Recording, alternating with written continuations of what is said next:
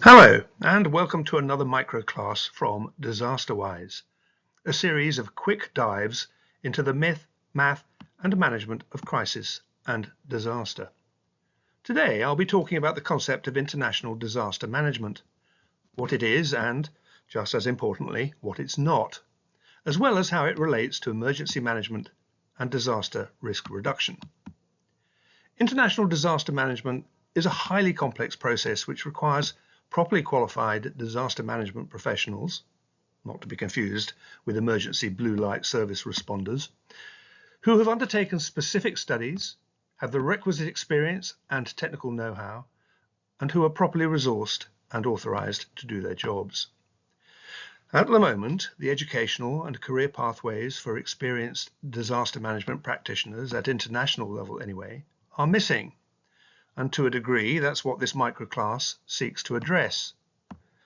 Global, regional, national, and local authorities can no longer afford to place unqualified people in positions where they are required to take life and death decisions. With hazard risk growing faster than our apparent ability to control them, at-risk populations have the right to expect decision makers with relevant experience and expertise, and whose previous performance has been evaluated to protect them. Such populations are increasingly risk-informed and, as a result, are much more likely to take legal action against those who are not properly qualified and who are not, therefore, in a position to fulfill their legal obligation to exercise reasonable duty of care. My name is James Shepherd-Barron. I'm a disaster risk management consultant, part-time academic, and founder of DisasterWise and the International Disaster Management Association. International disaster management is defined as the theory and practice of organizing an integrated, collaborative, multi-sectoral, and multinational approach to reducing the risk of excess death and destruction through all phases of the disaster management cycle. This is a bit of a mouthful. So before unpacking each of these words in more detail, let's remind ourselves of what this cycle looks like. The disaster management cycle is made up of 6 distinct but overlapping phases. Disaster management, to be clear, involves all of them. When applied to the process of reducing disaster risk, integrating each phase moves affected communities on from the doom loop of respond, recover, repeat. And this is essentially what disaster management is all about. Emergency management and humanitarian coordination only refer to those phases which deal with emergency response, i.e., those bits that involve immediate preparedness and post-disaster early recovery, as well as response coordination, the bits highlighted in the pink box here. Humanitarian coordination is essentially the same thing as emergency management in terms of what phases it covers, but being international in nature involves many more organizations, much more complex systems, and a more complicated architecture. And I'll come back to this aspect in a minute. Another way of looking at all this involves understanding how disaster management is positioned vis-à-vis the Sendai framework for disaster risk reduction at one end of the spectrum and incident management at the other. And let me go through these quite quickly one by one. Disaster risk reduction refers to an international policy framework and series of national goals specified within the UN-endorsed Sendai Framework for Disaster Risk Reduction 2015 to 2030, whose expected outcome is a substantial reduction in disaster risk and losses in lives, livelihoods, and health, and in the economic, physical, social, cultural, and environmental assets of persons, businesses, communities, and countries. And this is the paradigm in which disaster risk management works.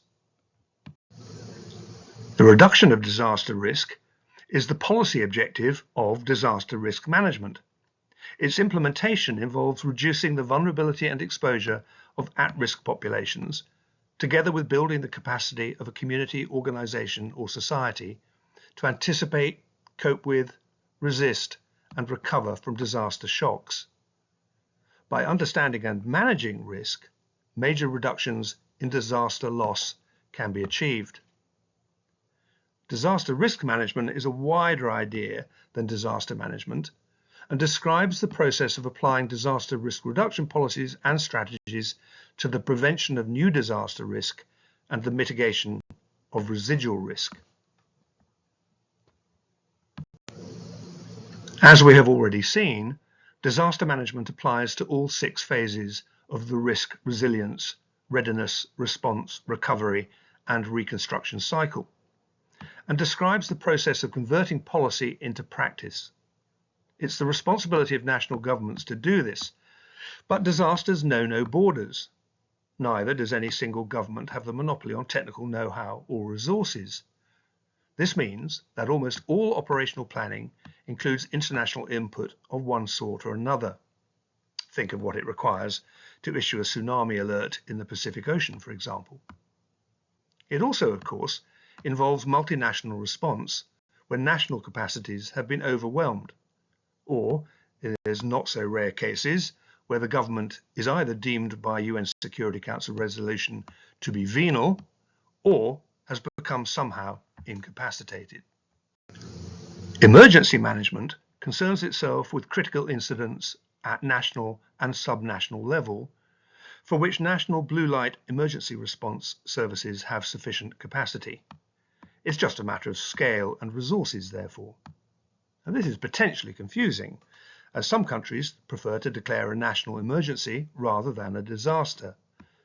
And the best way to think about this is to think of the US, where the governor of an individual state can declare an emergency when it thinks it has the capacity to deal with it, but it becomes a disaster when either neighboring states are also affected or they have been requested to send additional resources.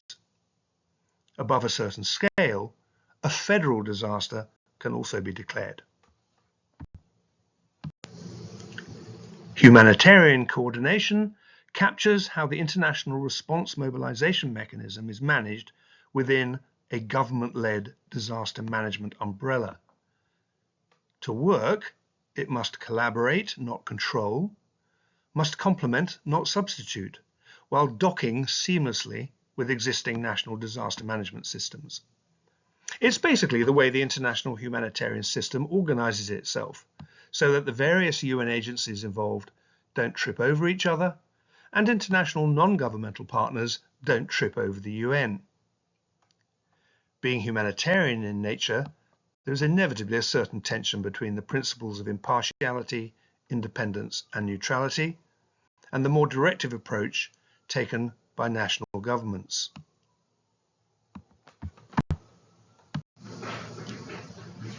Moving on, let me explain quickly what the words international, disaster, and management mean. It's pretty self-evident what the word international entails: any emergency planning or disaster response and recovery mechanism that involves multinational input. It brings international perspective, experience, current best practice, and physical and financial resources to national planning, response, and recovery efforts. But forging partnerships across national boundaries can be challenging. Individuals and organizations often have objectives, ways of working, and operational mandates that are not aligned. Different cultures and languages make it difficult to find common ground. International disaster management is further complicated by the number of organizations involved and the complexity of the national and international systems needed to coordinate them all. This organogram from the Typhoon Haiyan response in the Philippines in 2014 gives you an insight into the kind of complexity involved. And the thing to notice is how the national and the international systems don't compete but complement each other by docking at the cluster level. This is the bit that I've highlighted in pink here. In principle, with the national counterparts taking the lead. A disaster is more than an incident or a national emergency, and each country will have its own criteria for declaring when an emergency or critical incident has turned into one. But to be formally registered, a hazard event must have killed 10 or more people, affected 100 more, and/or be of such a scale that international resources have been requested. Disasters are what happen when natural phenomena or human-induced hazards collide with human behavior to disrupt and temporarily overwhelm local coping capacities. So-called natural disasters are not divine tragedies ordained by capricious gods, but are, like other categories of disaster, social constructs, the product of interactions between different types of hazard and historical, social, and political forces. They are caused, therefore, by social vulnerability just as much as they are by physical hazard, which is why some in the academic community balk at using the term natural, when what is meant is that the hazard was a naturally occurring phenomenon. Disasters are also processes, not events, and long-term processes at that, the result of decades of accumulated risk interacting with vulnerable communities ill-prepared to cope with or adapt to accelerating drivers of risk, such as climate change, ecological degradation, or unplanned urbanization. Let me quickly introduce the word risk, even though it's not actually in the International Disaster Management title. Risk is a function of likelihood and consequence. As such, it's the way we measure uncertainty. Humans, being filled with innate heuristic and learned biases, find it very difficult to properly assess it. For example, we systematically misperceive the probabilities of consequences of natural hazard events, consistently overestimating the likelihood of low probability events, while underestimating those of higher probability. More recent events have a greater impact on our behavior than earlier ones, too. Disaster risk involves a brutal calculus made up of a complex interplay between hazard, human behavior, vulnerability, exposure, resilience, and governance. I call this stochastic interplay the calculus of calamity, and I use this pseudo-equation as a sort of mind map, because it's important to have a conceptual understanding of how these different elements manifest as disaster risks. I unpack this in more detail elsewhere, but in the meantime, I'll take this opportunity to highlight that management, or rather poor management, constitutes a disaster risk in its own right, as does the perception of relative and residual risk. In disaster terms, management is the art and science of taking risk-informed decisions, increasing allocative efficiency, and improving operational performance. It does not mean quite the same thing as coordination or leadership, though all these three terms are used more or less interchangeably in the aid world. And for this, it helps to have an operating system, a strategic operational framework, if you like, that provides an agreed roadmap for making these risk-informed decisions, increasing allocative efficiency, and improving operational performance. This makes explicit what was previously implicit, and will, for example, clarify when a particular decision will be made by consensus or by diktat. Both are valid even in disaster response operations. Despite management still seeming to be more art than science, a certain level of professional competence must be assumed when life and death decisions are being made. This is systematically lacking at the moment, especially at the international level, as I pointed out earlier, hence the need for a professional association for international disaster managers.